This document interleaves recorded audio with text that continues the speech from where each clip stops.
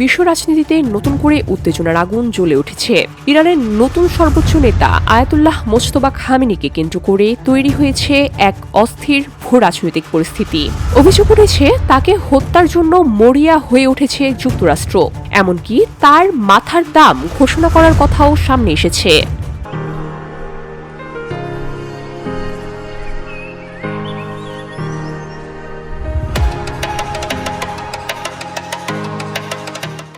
আন্তর্জাতিক সংবাদ মাধ্যম তুর্কি টুডের বরাতে জানা যায়, যুক্তরাষ্ট্রের পররাষ্ট্র মন্ত্রণালয়ের রিভার্স ফর জাস্টিস কর্মসূচির আওতায় ইরানের নতুন সর্বোচ্চ নেতা মোজতবা খামেনি সহ ইসলামিক রেভলিউশনারি গার্ড ক্রপসের সঙ্গে যুক্ত ঊর্ধ্বতন কর্মকর্তাদের তথ্যের জন্য $10 মিলিয়ন পর্যন্ত পুরস্কার ঘোষণা করা হয়েছে।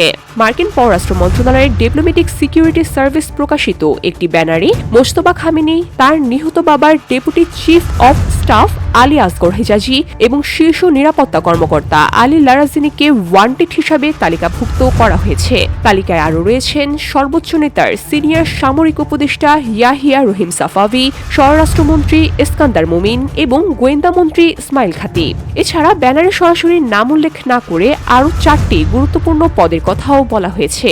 এর মধ্যে রয়েছে সুপ্রিম ডিফেন্স কাউন্সিলের সেক্রেটারি, সর্বোচ্চ নেতার সামরিক দপ্তরের প্রধান, আইআরজিসির কমান্ডার ইন চিফ এবং ইরানের সর্বোচ্চ নেতার উপদেষ্টা।